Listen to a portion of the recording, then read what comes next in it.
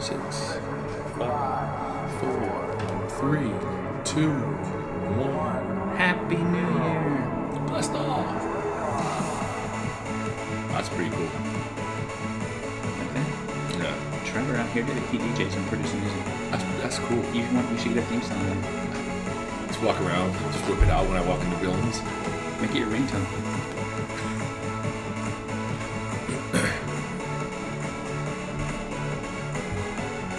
It kind of freaked me out, like on your thing when that's the first thing that came up with the two guys. Hey everybody, happy Friday. Welcome to our weekly Web Presence broadcast. I am joined again by my really super good friend, coming back for a second time, Fist bump. Mr. Walter Brown. Hey buddy. How are you? You made it to Friday. Kinda. Kind of made it to Friday. Well, Friday's not over yet, so I mean, but it's still Friday morning. Pretty good. We haven't made it through Friday. Do you have anything awesome planned for the weekend? Nothing right now. I got a bunch of my little kids on Saturday for basketball training up at Lifetime. Right. Walt's a coach. He doesn't have a bunch of kids. Yeah. No. Don't let You might have a bunch of kids. Yeah, I might have a bunch of kids, but I don't know about them. So if I don't know about them, they don't count. It wouldn't be the weekly webcast if we didn't start making racist comments in the first 5 seconds. Right off the bat. That's awesome. I told Jeff now that we have two people of color in the office right now. Right. One of us has to go, so we're gonna boot the little girl outside until we finish the webcast, then she can come back in. It's her second week. That's awesome. When I brought them in, so I didn't meet them. Both of them are writers. I got 2 new writers out there. The 2 folks wearing plaid that no one gets to see from this webcast. But they got introduced to me at the very first our Monday morning staff meeting. So I'm sitting there, and Annie, our editor, who's been with us for a really long time now, I said, hey, meet the new people. And in the morning, I'm like, did you warn them about me? The very first thing, like right in front of the whole crew. And she goes, Jeff's inappropriate. I'm like, sweet, that's awesome. Yeah. That's really cool. But they're working out good. They're kicking ass. They're writing all sorts of fun stuff. Great. Which is really great because that's what we do around here. Yeah. We really write some good things. We have had a pretty interesting week in stuff that's going on. But I gotta call this out because this man sitting next to me, this gorgeous he model sitting next to me, is a wealth manager over at Alpha and Omega Wealth. Yep. And man, what a solid piece of beefcake this guy looks like. We tried to. This picture comes from back in the day when I wasn't in the real world, when vacations and all the kinds of good stuff were flowing freely. Right. So now I sit around in suit and ties all day. That's it. If you want to call Walter, you can reach him at 702-509-0334. That's my personal number. Or you can call the office at 702-430-4400. Alpha and Omega Wealth. Yes. Walt looks like he strips at night, so I wouldn't call too late. Yeah, after 12 o'clock, you may not get me. You'll also be able to find him on the fake Craigslist personal ad that we set up using this image. That we'll go ahead and link up in this video after the fact. Sorry, dude. That's okay. We gotta have some laughs. Right? More the merrier. Things are going good with business, right? Yeah, things are going. Alpha and Omega Wealth. Yep. I gotta give a shout out to the folks at Alpha and Omega and Walt. He sat down with me and ran me through all the specifics. This was a great story. I was sitting with my wife a couple weeks ago, and we were deciding whether or not it would be financially viable to kill each other. Like not actually methodology, but whether or not there would be a nice windfall. Because it's Vegas, right? You can have someone killed for like $1,200 if you need to. Well, guys, I honestly have to say this is a true story because Jeff actually did come to me and he goes, Walt, me and Carla have to get life insurance because we literally planned out how to kill each other. And so he's telling the truth. This is not a lie. Right. So this is probably admissible in court if she goes missing.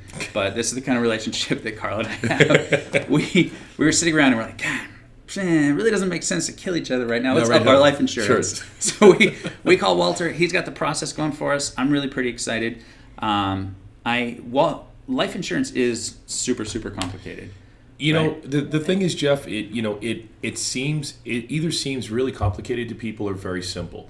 A lot of times, I'll meet people that say to me one of two things. Hey, you know what? It's just insurance for when I die. Somebody gets a lot of money and they have a party and I'm laying in the ground. Yeah. Or it's, man, this stuff is so complex and it's so complicated. I don't want to think about it, so I'll just let it go. And, both ways, you kind of lose if you don't get it. Right. The thing over at Alpha and Omega, what we do is we really we talk about the process, more than just the life insurance. I mean, the life insurance is a great tool, but it's a great tool to get done in your life from a financial perspective. Right. What you need to get done. I mean, there's tons of benefits of it. Right. There's tax-free growth, creditor protection, and especially nowadays when people are suing each other left, right, and center. Yeah. It's a great place, to house protect your wealth. To house your Right. money that protects your wealth. Yep. Okay. And also it's the liquidity. And What a lot of people don't understand is, that the money inside these policies, you're You able can to use it. access. Yeah. Penalty free, tax free. Right. There's a lot of different positives to having life insurance. With Right. just more than the death benefit. So one of the things that really resonated with me that I didn't even know, and I had to ask around to a couple people to figure this out. But so I have some of my money right now, and you don't have to speak to these numbers. I'm not a financial. Sure. I'm not a financial analyst. I'm not licensed. This is rumored. But here's what really resonated with me. I keep some money in a giant multinational bank. We'll call them Harold Pinch, because we don't want to mention the name Merrill Lynch.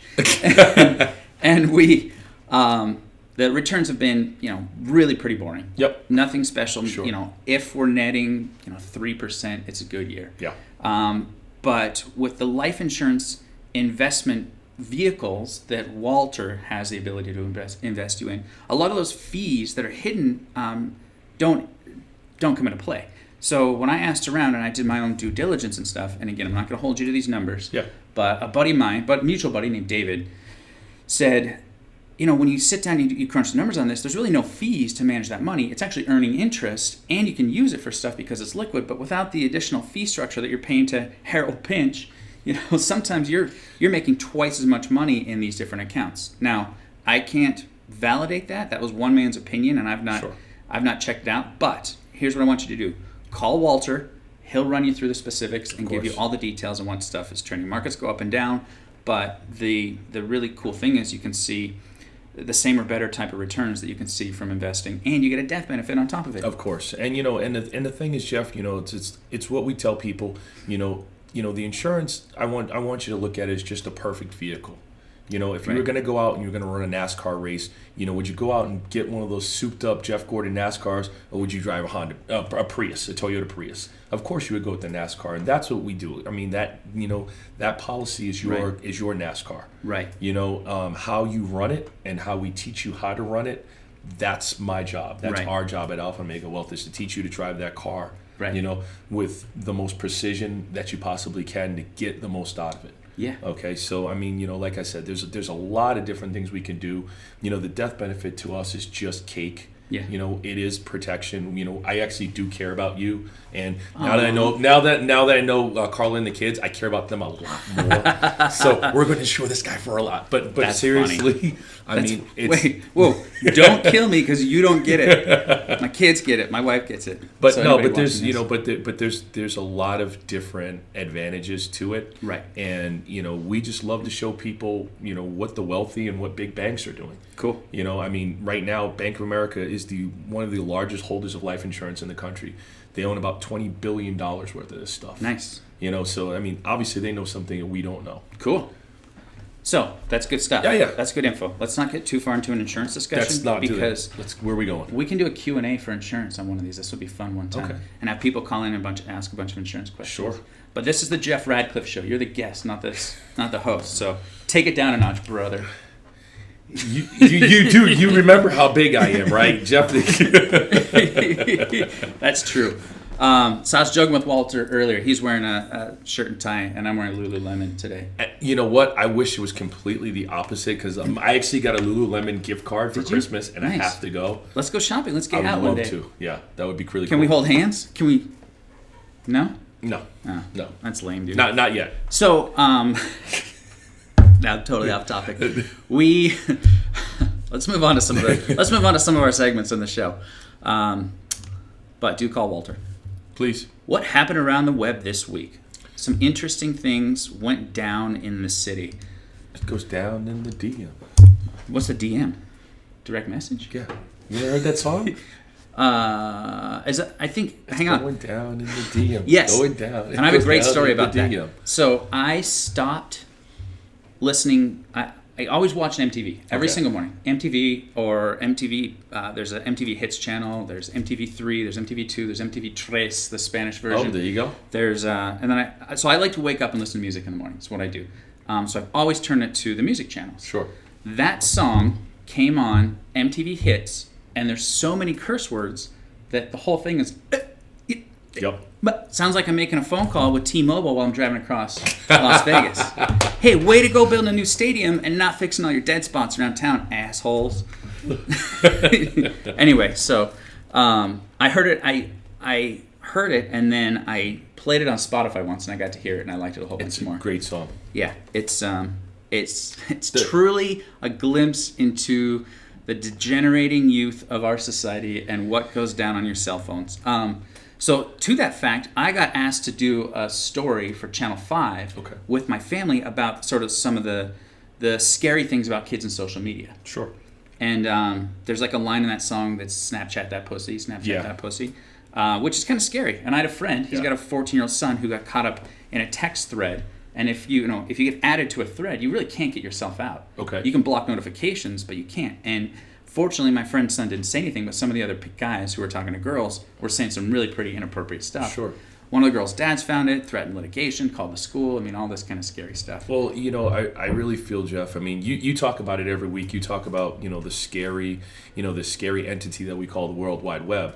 And it's absolutely true. Yeah. I mean, especially if you don't know how to appropriately use it. Right. But there's so much going on out there. I mean, between Instagram, between Facebook, Twitter, Snapchat. You have all these things, and I don't even know half of them. Right. But, I mean, you see these kids out here that are, 8, 9, 10 years old with iPhones, with the big iPhone Pluses, and they know how to do all of this stuff. And, the consequences of the actions that they make at 12 years old, can be huge when you're when you're 30, when you're 32. Yeah. Things that you don't even think about. Right. Because it doesn't go away. Well, let me just a quick story. If a lot of people have probably heard what happened with the Los Angeles Lakers, there were two guys on the team, and one guy actually recorded on his cell phone one of the other guys talking about improprieties with his girlfriend, Iggy Azalea's fiance, Nick Young. Okay. And what happened was the other kid is a 19-year-old rookie, and I think he either put it on his Snapchat or an Instagram or something like that, and that's how it got out. Really? And it's just horrible. But a relationship was ruined, and this guy probably lost. Nick Young. I mean, he probably lost millions of dollars because the Lakers are going to have to cut him. And did he lose sponsorships? I don't know about sponsorships because I don't think he was sponsored, but I know that Nick Young was a good player, but he was a fringe player. Got it. And because of this, and so they're going to use that as an excuse to cut him loose. Yeah, they'll use an excuse to cut him loose, but yeah, millions of dollars. Is Iggy Azalea single now? Let's get to I think so. Yes, I think Iggy Azalea is looking for Jeff Radcliffe. We totally should have a challenge. We should see which one can get closer to her first. Obviously, he likes basketball players, and I'm not a basketball player, but I bought a BMX bike online today. He's got a Porsche. Shut up. He just chased her down like the paparazzi. I bought 10 tickets to her show when she was here last year. Well, there you go. Took my whole staff to it. Come on, Iggy. Actually, no, that's wrong. I got them comped. I bought a bunch of alcohol, though. So, Jeff, what is going on in the web? Okay, moving along with things. Yep. This is kind of cool. This was an interesting article that came out. So Amazon Echo, have you seen this thing? It looks like a can that sits on your desk and you can talk to it. Okay. Hey, Amazon, play Maroon 5. And it plays it. You just tell it, hey, Amazon, play, what's your favorite TV show? Walking Dead. Play Breaking Bad. What's that? Oh, the animated GIF at the bottom. Let's scroll down a little bit. Oh, okay. I just saw the top, and It did look inappropriate. Yeah, it looked really inappropriate right there. She could be thrown up. It doesn't necessarily have to be. Okay. Moving right along. So, Amazon Echo, it's kind of interesting because to use a lot of these voice-activated systems, you don't have to use manners. So you have an iPhone, right? Android. Android. So do you use the voice thing for Google search? Yes.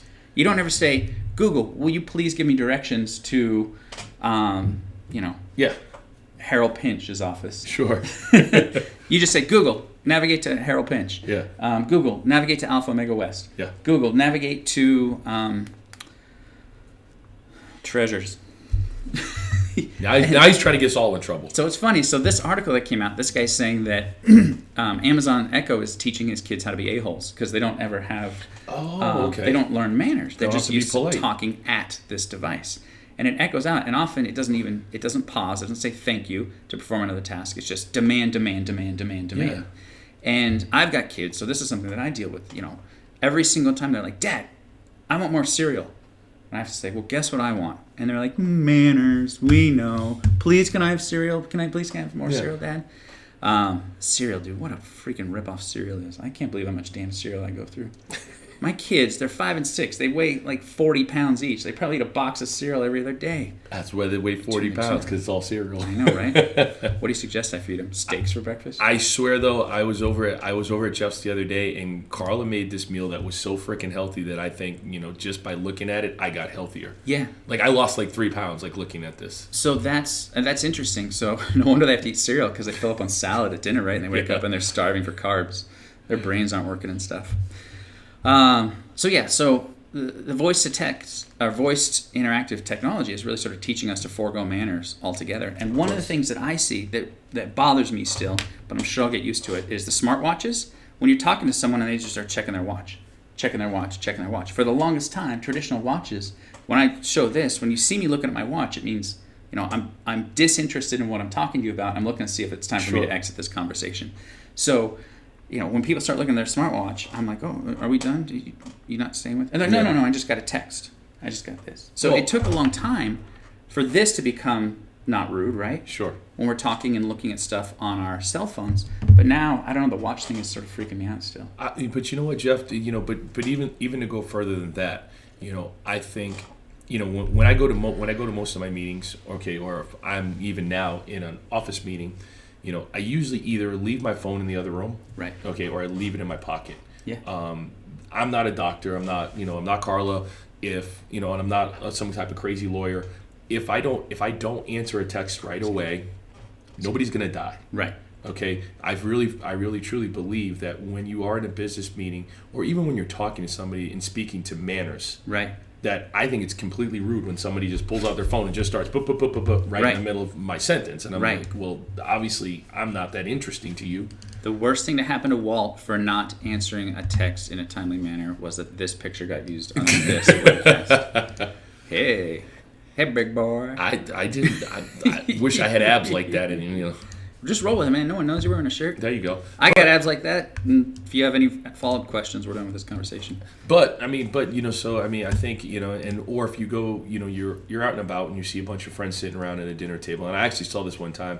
I was at a really nice restaurant, and there were 3 people sitting at a table next to me, and every one of them was face down in their phone, just going to town. Yeah. For every step forward that we take with technology, I swear, like you said, we take a step, and there's some way we take a step and a half back. Right. Like you said, we have Siri now. We have the ability with Google to basically find anything we want in a few seconds. Yeah. Yeah. But because of that now, but it's Jones in 215. Let's go. Right. Well, so that's funny. So that brings up another great story that I've got here. So this article is about Google wanting to take away your free time. So what this is, Google Goals, right? We all want to lose weight, we want to get healthier, we want to do what? So this is a fitness application that Google released that looks at when you have free time on your calendar and says, get off your ass and go for a run. Get up and do some push-ups. You should go to the park and plank while a duck stands on your back. That actually looks like me. I actually want to do that. Yeah, the black dude, long black dude with the duck on his back. What's going on with your feet?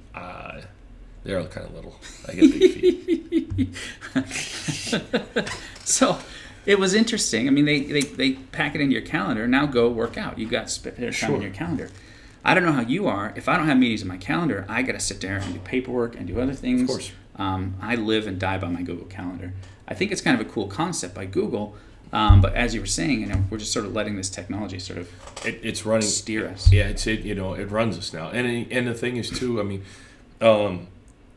definitely I'm like you. I try my very best to live by my calendar. But at the same time, I think life needs to be somewhat free flowing. Right. If I'm having a conversation or a meeting, with you or with someone else, I can't let my calendar always dictate Right. how that meeting's going to go. Right. Because sometimes I'm going to need to get more information out there. Sometimes it's going to have to go longer. Right. Right. I've tried to do is leave more time. Yeah. If I think a meeting's going to run an hour, I'm going to give myself an hour and a half. That's good. At the very least. That's good. Something like that. So the conversation's going to go where it's going to want to go. The meeting's going to go where it's going to go. Right. If I am at the gym and I want to get in an extra couple of exercises or an extra couple of reps, I don't feel I should be so tied to my calendar where, like you said, your calendar's running your life. Yeah. Yeah. So there we go. Thanks, Google. One more thing to take away from us. Frickin' Google. This was an interesting one. Well, I've got two more stories that I want to kind of cover before we get in here. So Apple report that Apple is looking at a paid search model for the App Store, similar to pay-per-click in Google. Pay-per-click was, the ability to pay to have your website at the top of search rankings, is the most profitable thing probably ever invented on the internet. Okay. Bidding for placement. Apple, as the most profitable company ever built, embracing this. I think it's, from a marketing perspective, I think it's really kind of cool. There is, the stat was mind-boggling. There's almost 1,600 new apps released in the App Store a week. People are building these things like crazy, batshit crazy. There's so much stuff going in there. Jeff, but you know and what? The ability to rise above that. But to speak to that, if you look at, I'll just take my mom for instance. My mom is constantly playing these games. Right. She's got Candy Crush, she's got, all these other little games. And, the sinister part about it, and I remember seeing a South Park episode that just cracked me up, freemium. Yeah. And literally you just get caught up in these apps. And I know my mom's probably paid, forked over, good money. Right. I'm just going to get this one little upgrade for 99 cents. Yep. Okay, they got this new plane out to help me get. Right. Okay, I can get a couple more. And so it adds up. I don't want to fault them for doing business. No, but I completely understand now why, there's money there's money to be made in these apps games. Yeah. I'm the worst probably because I have some disposable income and I look at this stuff and I tend to drink from time to time. So Clash of Clans was probably the worst one. I was playing Clash of Clans. You ever play Clash of Clans? I've seen it and I've thought about downloading it, and now I'm not going to because Jeff Radcliffe is addicted to Clash of Clans. Well, I stopped. I really had to just unplug and stop. Fortunately, work got busy enough that I couldn't commit to it much anymore. But what would happen is you sit there and you build and you grind and you build and you grind, and the game is designed to get progressively harder and harder and harder to advance. Yep. So you buy gems or the currency. Yep. 1 month, I spent $600 on gems for this freaking game, so I could upgrade my towers and your military, upgrade my archers or some dumb crap that it was mind blowing. I would sit there and I'd be like, what's $60 to get these upgrades started? Exactly. What's another $10, $9? And my wife got the credit card bill and almost. If it would have been within arm's reach, she would rip my sack off like a paper towel. Well, it's so funny that you said that because I actually talked to a guy the other night, and he said that's his vice. Yeah, is these phone games. Right. He's like, these app games they absolutely kill me because we were actually talking about his finances, and he's like, he's got a family and blah blah blah blah blah. Good guy. Works hard. I'm like, well, where are you spending your money? He's like, phone games. Right. And it's interesting. I wonder how it's going to impact long term. There's massive money invested by Microsoft and Sony into PlayStations and Xboxes. Sure. I wonder, because I have an Xbox. I have an Xbox 360 that's in my car right now. I have an Xbox One hooked up to my movie theater in my house that I never ever use. Sure. Because I'm sitting here playing. I play Dragon Ball Z on my phone for hours until my phone dies, and then I sit there and I'm like, what do I do now? Well, what? It's the ease. You know what, Jeff? I think it's the ease. It's the ease of we're lazy. Right. By nature, we are lazy. Right. It's going to take you, to get your fix. Right. You can just pull out your phone. You don't have to go into the movie theater room. You don't have to put your cartridge in. You don't have to, wait for it to load. Phone's right there. Boop, yep. boop, boop, boop. I can play for a couple of minutes. Put it down. He said cartridge. Play for a couple of minutes again. Put it down. Put your cartridge in. Put your cartridge in. That's a Nintendo throwback, kids, or a Sega, or Atari. Oh, you went way. ColecoVision. Nice. Anyone? I don't know. I don't think I was. You're not that much older, man, to play ColecoVision. Did have the Atari 3200 though. I had the ColecoVision with the expansion module, so I could play all Atari Nice. 2600 games Nice. and ColecoVision. Nice. We had a Tandy computer, and there was like the one joystick, right? Yep. And then a button on the top corner. Yep. The joysticks were so shittily built that they would bend out of shape, and it was, if you knew that they would bend, you could beat the crap out of your friends, because we'd sit there and we'd play baseball, and it's bent, and you didn't realize it, but it wouldn't go the right direction, so you kind of had to like game it and trick it. And you're like, no, I'll play with that one. And you play with the new one that's bent, and your friends are like, you can't get it to work. And we're like, yeah, well, you suck at video games, clearly. Good luck with your life, losers. Oh. All right, check this out. This is from the Huffington Post. They mentioned, this was kind of an interesting thing. Let me find it here. Do you remember the iPhone and Apple and FBI incident? Yes. Where the Apple wanted the FBI to unlock their smartphone. Quickly, what's your take on that, Jeff? How would you go on that? How did you lean? I lean toward Apple. Okay. And here's why. I'm going to talk about it really quick right here. Their third feature, semi-feature story, where the FBI won't tell Apple how it cracked the iPhone. Okay, so the story, I want to read that. So I scrolled down a little bit before I committed to a story, because I don't got time for that. And then all the way down here at the very bottom, here's how the FBI broke into San Bernardino's iPhone. And it's interesting. They don't really get into the specifics, but they hired a hacker. It took them 26 minutes to get in that iPhone. That's it. 26 minutes. The FBI hired a hacker to come in and take care of it. So if you don't remember the story, the San Bernardino shooting, terrible, horrible incident, and it's even sadder that it's been foreshadowed by this whole iPhone thing. Mm-hmm. Because it was an atrocity committed by a terrorist. Yep. But the after effect, the aftershocks of Apple versus the FBI has taken up way more news, and we're forgetting the fact that some psychopath went and killed a bunch of people that didn't deserve to die, because their beliefs were were something that decided to do that. So anyway, because we're in tech, I won't get too much into how that stuff pains me, but the way that the FBI, the way that the federal government cracks into systems, they call it a brute force attack, which they mean they just hit it with as many passwords as they can as fast as possible. iPhones are designed that if you do an incorrect password 10 times in a row, it locks it out forever. Right.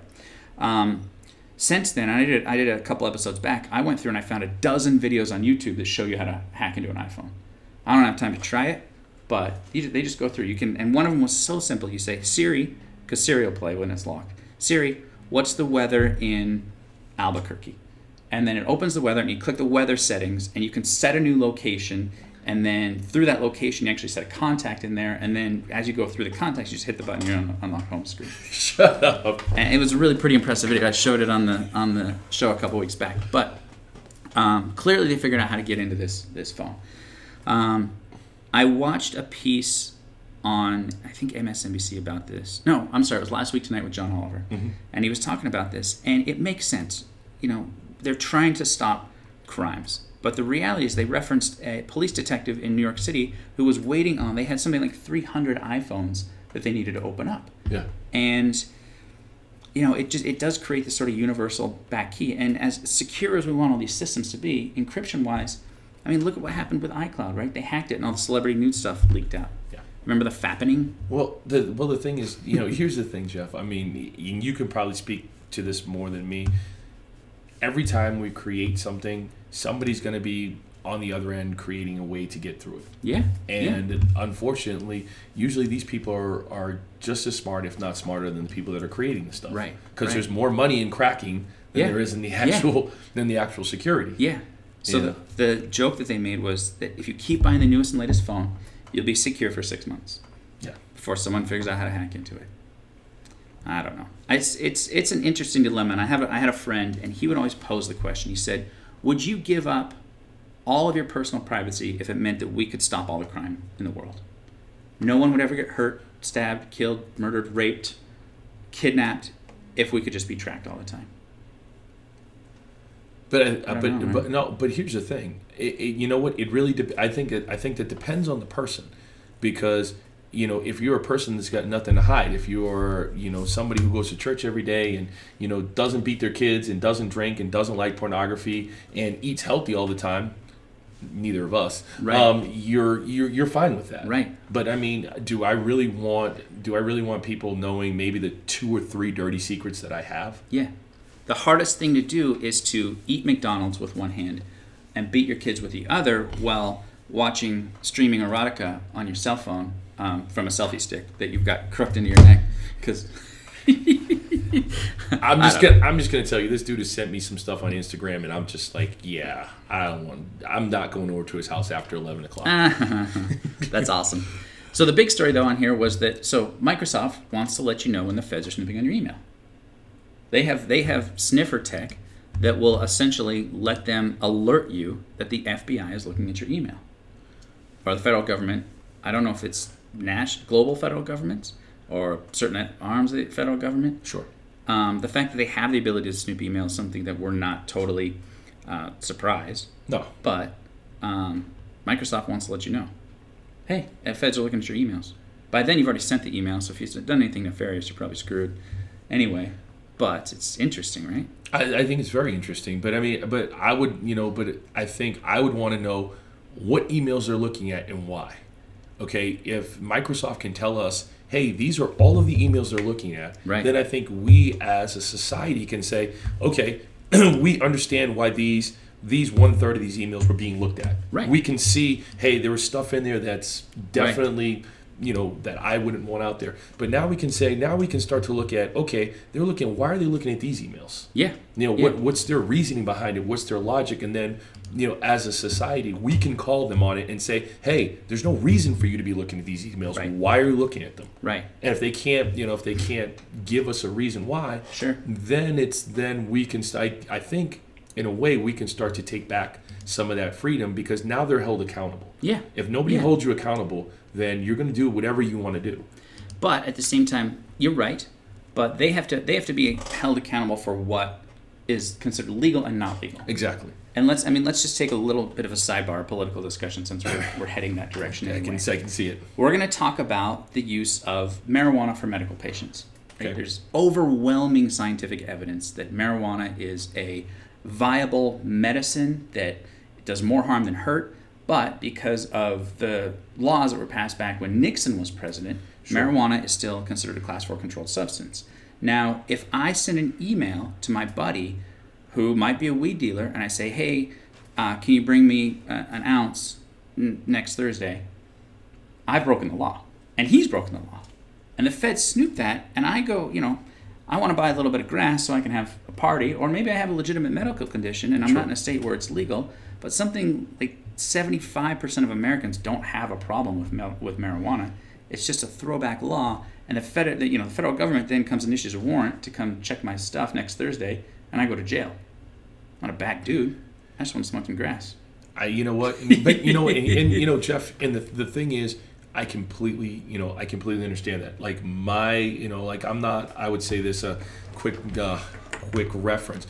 I'm not liberal. I'm not conservative. I'm like Chris Rock said it best. He's like, what? When I'm talking about an issue, I think about it like a reasonable human being, and I make a decision. Yeah, I'm. So for me to say, can you do it in Chris Rock voice? No, I can't do it. I'm Chris Rock. I'm Chris Rock. But speaking to that, look, if you want to go smoke some weed, if you want to go do a line of cocaine, if you want to go down to Little Darlings, I think that people should be allowed to do whatever they want to do. Little Darlings is not an official sponsor of this show. If they're interested in advertising, they can contact us. But at the same vein, we have laws. We have laws and regulations that are in place. Right. And if you break those laws, then and you get caught, then you have to be able to take the punishment. What if it's something that is so what if you send me an email, say, hey Jeff, let's go grab a couple beers next Thursday. Yep. We'll meet at Kona Grill, not an official sponsor. And we'll meet at Kona Grill for an hour. It's pretty easy to think that, we might have more than one drink. Yep.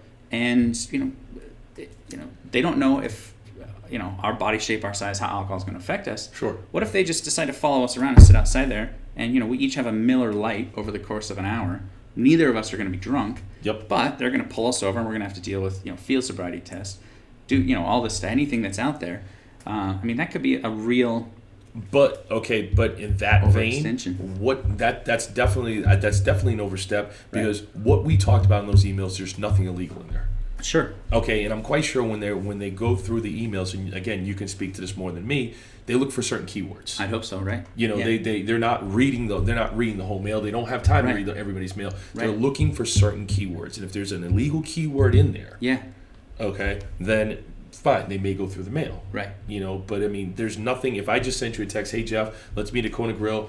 Have a couple of drinks and some sushi. Yeah. Not an official sponsor, Kona Grill. Sushi's not an official sponsor. Post lunch. Sushi is an official sponsor post lunch because me and Jeff both like it. But anyway, they should do. We should call Sushi Fever.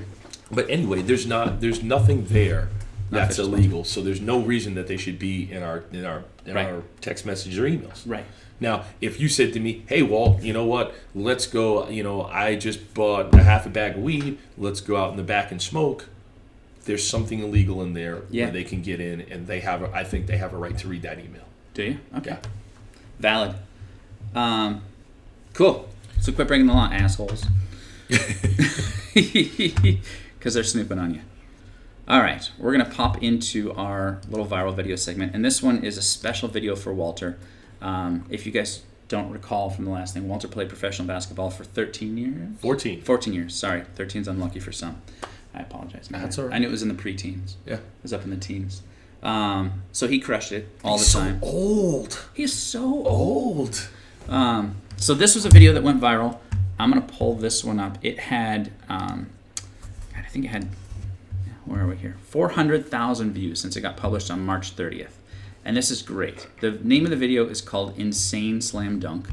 And I'll just pull it over, and I want to show you this. And this thing is pretty impressive.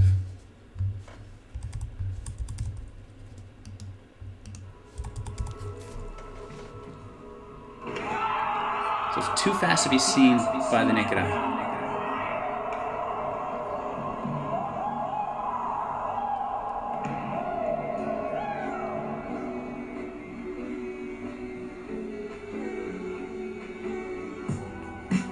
Is that cool? That is pretty cool.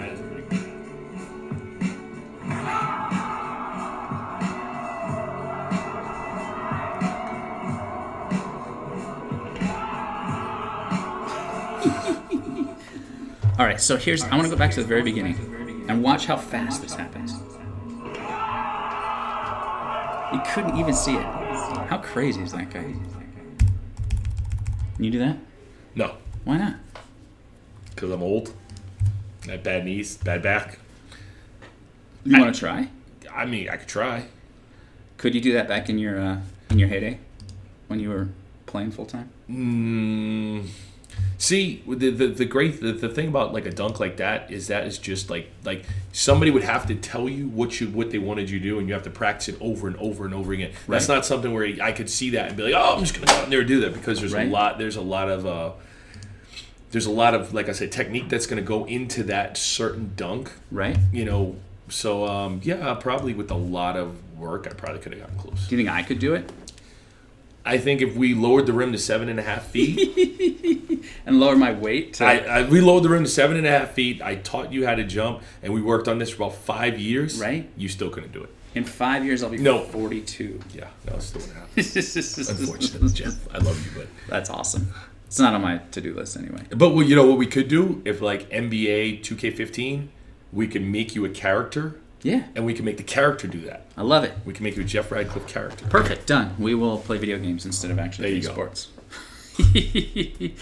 All right. Let's hop over to our topic of the week. Learning web presence basics. And I wanted to bring Walter. This is really good because Walter and I, we've known each other for almost 6-7 months now, right? Yeah. When I first met Walter, one of the things that he brought up was, I don't understand all this web stuff. Nope. And I think you said it. And a lot of people say that to me. I don't understand this web marketing stuff. I don't understand. I don't get this. So I wanted to talk to you about, in our experiences, and we actually have been doing a little bit of business together. We've been doing some things.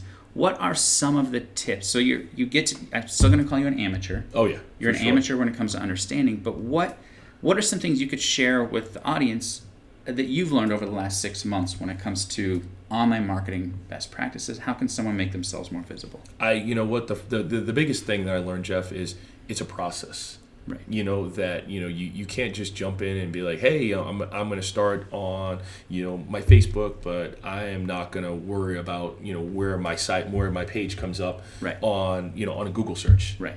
Okay. That the keywords, using keywords. I remember you told me too that a lot of us, you know, for lack of a better term, we have diarrhea of the mouth because we think we're so important and we think that everything that comes out of our mouth that people want to listen to. Where on the web, you know, less is more. Right. You know, I mean, when I just talked to you, what did you just do when you were talking about the Apple search? You're like, yeah, I see this really cool article, but I'm just going to keep scrolling down the page, Right. you know, looking for something that catches the eye. Right. You know, so I guess some of the biggest things that I've learned, I've taken from you are, you know what, pop. Okay, pop and be very, very concise with what you're saying. Right.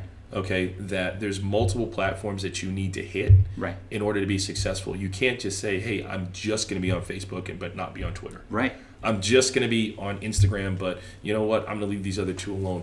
You know, my website's crap, but I don't really care. Right. You know, okay, no, that's really, you're doing yourself a disservice. Right. You know, that you need to have a process and a plan. And you have to come in and sit down with you guys and go over it. Go over the whole thing. Yeah. You can't leave things unattended. Right. Right. And so Walt touches on a fantastic piece there. It's not just, so we use the term web presence marketing in what we do, which, you know, could easily be contrived to digital marketing. But it is, we don't buy digital billboards, so that's why I haven't embraced that fully yet. You're right. It's not just one element. You can't just do social. You can't just rank in Google. You can't just write a blog and expect that people are going to think you're the coolest person ever. You are the coolest person I've ever met, though, buddy. I'll let you be my pallbearer when Carla's got all that money. and you know what? And I'm going to be like, hey, Carla, you know what? He really wanted me to take care of this money for you. Sorry. He had a plan. Sorry, Carla. But yeah, there's so many things that have to go into a successful campaign now because I always use the analogy you have to fish where the fish are, but there are a shitload of lakes where people are fishing. Exactly. There's social media, there's search engines, there's different blogs. I mean, we were just looking at the Huffington Post. You know, how powerful would it be to get an article in the Huffington Post? It sounds like it's fantastic, but guess what? Other people read VentureBeat, other people read CNET, other people read Forbes, all not official sponsors of the show.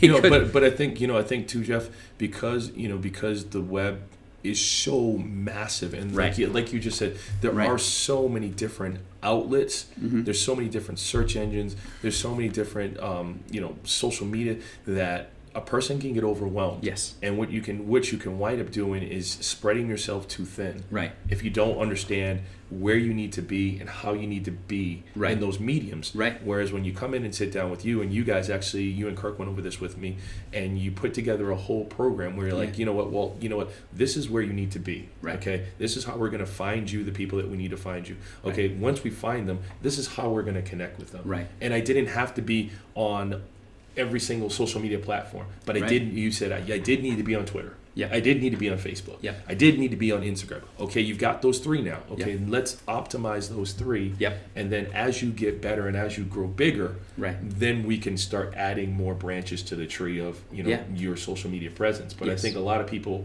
they just jump in and, like you said, they start writing blogs, but they don't really know what they're writing about, and they don't know how to connect to people. Right. They jump on Facebook and they're good for a week with content, but then all of a sudden after a week, it kind of falls off. Yep. They're on Twitter and they say the wrong thing, and people are like, dude, I don't want to listen to this dude. Right. Or, instead of saying something that's going to catch them and make them say to their friends and their family and the people that they connect with, hey, you have to follow Jeff Radcliffe on Twitter. He's awesome. He gives away great information, and it comes to you in a way that you can digest it. Right. Very well put, sir. Yeah. Thank you. I try. Perfect. You want a job? I try. Okay, good job. So that all resonates, and at post-launch, we're happy to sit down with anybody who's curious to know what they need to do. It segues perfectly into a pitch for myself. Sure. But we'll sit down. We'll take the time to understand your business, the opportunities, your competitive marketplace, anything that's going on. We will make sure that you've got your stuff. And just quickly to speak to that, I've taken Jeff to meet two very important people in my life from a business perspective. We actually went out this week, and I was super impressed with the way he broke things down for a very good client of mine. Right. Super impressed with the way he broke things down and kept it basic, but at the same time, he brought in different things that this client wasn't even thinking about. Right. And they really, really want to get on the web and, have their company, which is a great company. They're really trying to push it and get it out there. And again, super impressed with the way Jeff brought him different ideas and kept it in a way that he could understand. Thank you. Good. I'm excited. And I'm super excited to start working with them as well. Yeah. It's a really, really cool brand. And as hopefully if things go well, we'll make an announcement in the not too distant future. That's cool. Thank you. Well, that's one of the things that I think is really, really important. If you're working, there's a lot of people who can do digital marketing, but the people who understand it from a business perspective are the people who have been in business for a while. Of course. And have embraced this as a new technology. And I always use analogies to go back to construction, because a lot of people think they understand construction. If I need to build a house, right, I lay a foundation, I build some walls, I put on some siding, I put a roof on the thing, I put in a toilet, and it's a house, right? No. There is a ton of stuff that goes into that. And the reason that we hire someone to build a house is you need an expert. The reason I hire someone to cut my hair is because I need an expert. The reason I hire someone to work on my car is because I need someone who knows what they're doing. So it's funny, no one ever, and everybody always says, I don't understand this web stuff. I get that a lot. I don't understand this web stuff. I don't take my car to a mechanic and say, I don't understand this car. Right? they know that I don't understand this car. But one of the cool things about this is that it's not super difficult to learn if you want to take the time to do it. Probably just like the engine of my car, but you don't have to know. I mean, if they're going to come up and they're going to say, your brake light fluid is low, you need to be smart enough to say, hang on, there's no fluid in my brake lights. Yeah. More than that, I think with everything, we as a society, as I said earlier, we become lazy. Right. Again, I don't need to know how the whole web works. Right. Jeff knows how the whole web works. But like he just said, I need to know enough about how it works to be able to have a intelligent discussion with him on what I need to do on my end to help them optimize what they're doing for me. Right. And we're infinitely patient when it comes to discussions, right? Yeah. Oh, yeah. Cool. And kind of funny. Hella funny. Hella funny. Okay. So, our marketing tip of the week, and we see this all the time. Don't ignore your social media. And here's a really great case study. We have a fantastic client that comes on board. They have forwarding services. So if you want to have an address in Nevada for tax purposes, you can receive all your mail here and they'll forward it over to you. They're called Forward Nevada. Great company. It's really inexpensive. It's really great. They hadn't touched their social media they set up a Facebook account 2 years ago, put a couple posts up, just like you said, and did nothing with it. Yeah. They came in, brought us in to start engaging with them. They got a call about 2 months ago from a new client of theirs that signed on with their service who said, the only reason I did business with you is because I went and I looked at your Facebook page and I saw you guys were active. He said, I found 5 other companies and I looked at their site and I thought, okay, well, they're all offering the same thing. He clicked into Facebook for every single one, and Forward Nevada was the only one who had an active social media profile. So in his head, he said, I thought all those other companies went out of business. And I see this all the time. Every single day I get the opportunity to look at something. I'm like, holy cow, you haven't done anything on social in 6 months, a year. People are going to think you're out of business. Yeah. That's our mentality. That's what people think when they jump into that stuff. It's important. Even if it's, once a week, share an article. Share this damn webcast. Yeah. Share whatever. Just show that you're doing something. You don't have to do it every single day. You don't have to do it hundreds of hours a month. Just get in there and do some stuff. I mean, and like what did we talk about earlier? Where are people now? They are on social media. Right. What's the first thing somebody's going to do when they meet you, when they get a business card? Right. They're going to go back and they're going to Google you. They're going to go back and they're going to look at your page, your profile, your LinkedIn. Yep. That's what people do now. Right. And again, it's a great feature that we have now to quickly background check people that we meet and companies that we come in contact with. Yep. And we all do it. And more people are getting into it. Exactly. My dad sits there. My dad's almost 70 years old. He sits there. He puts soccer on TV, which, who wants to watch that stuff? Jeez. He's got his iPad, and he's just looking stuff up all the time, playing on social media. Well, that's why he's got soccer on TV, because he doesn't need to pay attention. He doesn't care. Right. When he hears everyone screaming, he'll just rewind it a little bit to watch the goal. Has his iPad here, plays games, does his stuff. when he gets bored with that, he sets it down and picks up his cell phone, texts, FaceTimes, whatever he needs to do. It's it's beautiful. Yeah. All right, Walt, give us your contact information again. Alpha and Omega Wealth. We are located at 5285 South Durango Drive, building number 1.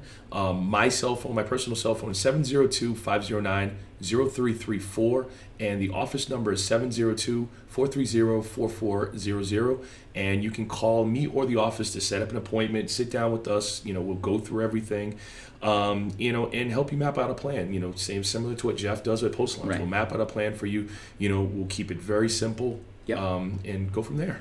So, I can't speak enough about how fantastic my dealings with Walter have been. Down to earth, smart, gets me, understands what my needs are, totally humble, not trying to sell me anything I don't need, which I love. And just like me, I don't understand this insurance stuff or this wealth management stuff. He's like, I don't understand this web stuff. It is so nice to have someone who will talk to you and be patient with you. And I know you meet with a lot of people, and I can't thank you enough for being patient with me, because I'm super busy, and I've been probably the worst lead you've ever had, but I'll make it worth your time. But again, it's about helping people to get better, and it's about making that connection. And I can say the same for Jeff. I tell Jeff all the time, even if we weren't in a B&I group, even if we weren't doing business together, he'd probably be one of my best friends, because I really enjoy hanging out with him. I really enjoy the energy that he brings, and I really enjoy the fact that he makes me feel comfortable with the stuff that I don't know. Yeah, that checks out. There you go. Thanks, buddy. All right, man. Fist bump. So we are, if you want to talk about anything, all the contact information for Walter at Alpha Mega Wealth will be linked up at the bottom of this cast. It's on social media, all his information. We'll share this all out.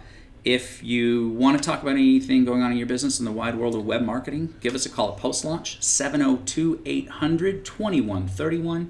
Visit us online at postlaunch.co. Sign up for our newsletter. We'll be sending really cool, hip, relevant information on the reg. And everybody have a fantastic weekend. Have a great weekend, everybody.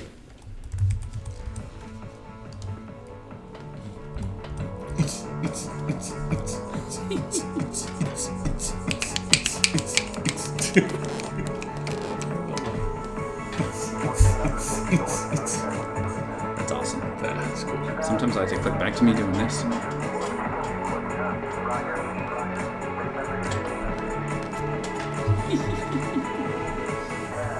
I like that one really well, I think. Yeah. I like that one, yeah. It was good, right? Yeah. See, they get easier every time. Yeah, they do. I think you should start doing some of these for... I know. And they don't have to be an hour long. No. But if you just take case studies, and if you sit with me and say, listen, let's talk about insurance, let's talk about let's talk about this. Dude, you can use this anytime you want to use this service. Just let me know. Sit down. I'm like, I threw it away. You're going to have just 4 or 5 questions. Yep. Sit down, do the damn thing. You got to come back again soon. The National Association of Broadcasters show is next week. Okay. I'm already going to invite like a shit ton of new equipment. I'm going to get multi-camera angles and switchboard and